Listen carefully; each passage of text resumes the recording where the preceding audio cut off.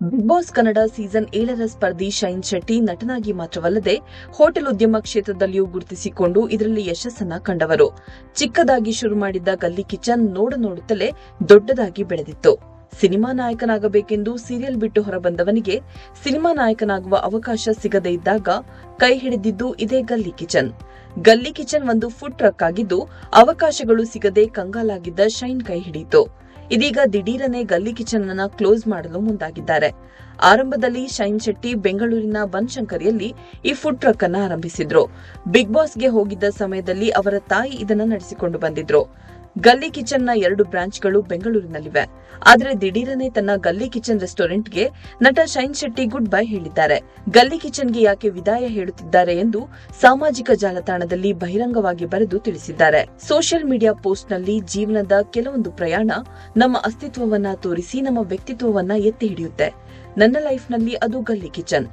ಜೀವನ ಸಾಗಿಸೋಕೆ ಅಂತ ಶುರು ಮಾಡಿದ ಒಂದು ಪುಟ್ಟ ದೋಸೆ ಕ್ಯಾಂಪ್ ನೀವೆಲ್ಲ ಇಷ್ಟಪಟ್ಟು ಕೊಂಡಾಡಿ 2 ಬ್ರಾಂಚ್ಗಳ ಹೋಟೆಲ್ ಮಟ್ಟಕ್ಕೆ ಪ್ರೀತಿಯಿಂದ ಬೆಳೆಸಿದ್ರಿ. ಆ ಪ್ರೀತಿ ವಿಶ್ವಾಸಕ್ಕೆ ನಾನು ಸದಾ ಚಿರಋಣಿ ಎಂದು ಶೈನ್ ಪತ್ರ ಬರೆದಿದ್ದಾರೆ. ಬೆಳೆಸ್ತಾ ಮುಂದಕ್ಕೆ ಸಾಗೋದು ಜೀವನ ಅಲ್ವಾ? ಹಾಗಾಗಿ ಮುಂದೊಂದಿಷ್ಟು ಕೆಲಸ ಮಾಡೋದಿದೆ. ಅದಕ್ಕಾಗಿ ಹೊಸದೊಂದು ಪ್ರಯಾಣ ಶುರು ಮಾಡಬೇಕಿದೆ. ಹಾಗಾಗಿ 6 ವರ್ಷಗಳಲ್ಲಿ ಗಲ್ಲಿ ಕಿಚನ್ ಪ್ರಯಾಣಕ್ಕೆ ವಿದಾಯ ಹೇಳೋ ಸಮಯ. ವಿದಾಯ ಹೇಳೋದು ಇಲ್ಲಿ ಬರೆದಷ್ಟು ಸುಲಭ ಅಲ್ಲ ಅಂತ ನಿಮ್ಗೂ ಗೊತ್ತು.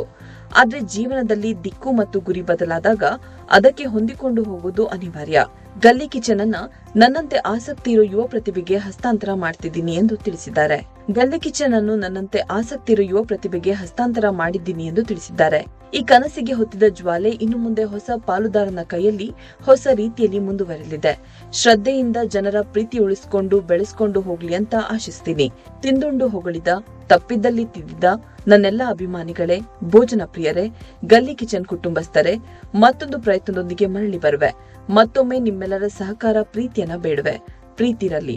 ಶೈನ್ ಶರತ್ ಶೆಟ್ಟಿ ಎಂದು ಶೈನ್ ಭಾವುಕ ಪೋಸ್ಟ್ ಮಾಡಿದ್ದಾರೆ.